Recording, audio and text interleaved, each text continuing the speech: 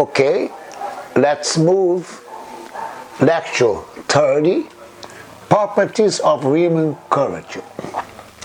You see, this we derived, okay, in previous lecture 29. You see, symmetries of the Riemann curvature tensor. There are 81 components. That's why, okay, these properties are important, because you can reduce the number of variables, let's say like that. So this saves a lot of work. Now you will see in R4, okay, when we will deal with the relativity theory, this will be 4, 4, 4, and 4. The product, okay, this is 16 by 16 is 256, okay, components. Okay, now we are working only on the three-dimensional, okay. So RDCBA, this is minus RDCAB. Now the second, RDCAB plus RDABC plus RDBCA is equal to 0. You see, this is a cyclic, okay, on ABC. You see, ABC, after A comes B, after B comes C, after C comes A. From here, I jump, I move to here. So after B is C, after C is A, after A is B. That's why we call cyclic, okay, permutation. So this is the first Bianchi identity, quite clear.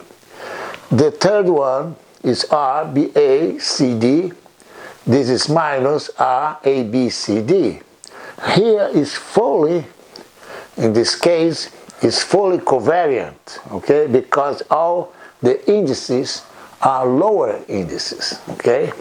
These three are lower and one is upper, okay. Then I will show the first Bianchi identity, not only on for this one, but also in the fully, okay, this case, a fully covariant, okay, indices. And fourth, in this case, are A, B, C, D. I just swap AB over here, AB over there. This will be plus. Now, the derivation is quite simple. Why? Because we have this relation 1. Okay? You see that this, for instance, I can prove the first one is RDCBA is minus RDCBA over here. And there's I think there is a mistake over here. This will be AB. Let's set here AB. So that's the first one. You see? Now I want to prove that.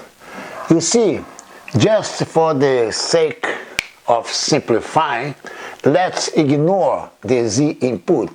It's only Rxy. This is covariant derivative of the covariant derivative. This is swap x and y minus the covariant derivative. This is Lie bracket, okay? Now, if I swap x and y, I just repeat here and substituting x by y. You see, it's clear over there. Now, you see, I can see that this one is the negative of this one. You see? Now, if you work the basis, okay, R partial B partial A minus R partial A partial B, then you prove easily. You see, you just go here, okay, and then swap, okay, you remain D and C fixed, and just swap N and B. You see that one will be the symmetric of the other. It's just algebraic. That's simple, okay. So the first two prove the first Bianchi identity, okay, this relation over here. Also, I recommend you, okay, you start with this one, DCAB, you see, DCAB. Now here you substitute, okay, now this C over here is A is B, and B is C.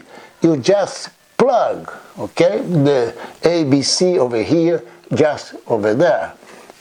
And the next one, the next cyclic, okay, just you go RD, BCA, you see, this A, this is B, this is B, this is C, this A is C is A. You just plug this over here, just substitute and add. So these will lead, okay, so this relation will be equal 0. It's quite simple, okay. So it's a work. You have to work on this, you see. But the way this to lead the first Bianchi identity is quite simple. It's very easy to understand, you see. Likewise, you see, fully covariant RDCAB. You see, D over here is lower. D over here is upper. So we can use, okay, the property, okay, of the metric GDA, okay, applied to E. You just lower, okay, this will be clearly RDCAB. You see. Now again, don't forget the metric GDE is partial of D, partial of E. This is second order tensor. See? So, again, remember that, again, this property here, gamma BCD, okay, the Christoffel symbol, is defined as GDA, this applied to E, okay? This here, lower the indices, okay? From here, you come up here with E, okay, with D, okay? Quite easy. Likewise, gamma BCE, okay, it just this is upper. The GF here, you substitute by E on the upper. That's quite clear. The property of this metric. Okay, then each term from 1 lowers cleanly. It's cleanly. So as you can see clearly that this one here, you just substitute, okay, using the property of the metric property, then you you lead to this relation here. Recall that Christoffel symbols of first kind, okay, is gamma BCD 1/2. You see, there's a derivative, partial derivative over here, which we derived, okay, in previous lecture. See? So, in this case, I can show clearly that fully covariant indices, okay, on the Riemannian curvature. Now, let's now show the number 3. You see, this is the number 3 over here. You see, again, you see, you look here, okay, and substitute, okay, this over here you look here and substitute, okay, DCAB, you just this one. Now, DABC, okay, you just remain D fixed, okay, and then you have CAB, ABC. You just substitute over here, okay, CA, A, B, B, C, okay, just cyclic, okay. Then you write down, likewise this one, you see, after A comes B, after B comes C, after C comes A. You just substitute on this relation over here. So if you add, then this will come to 0. You see, the algebraic manipulation, okay, is a lot of work, but it's easy, just substituting, okay, and add That's clear. So that's it. Those are properties of the Riemann curvature. Next lecture we will derive, okay, the Ricci curvature, and that is a contraction of the Riemann curvature, and also a scalar curvature with a contraction of Ricci curvature. We'll derive this, okay, starting from this RDCAB.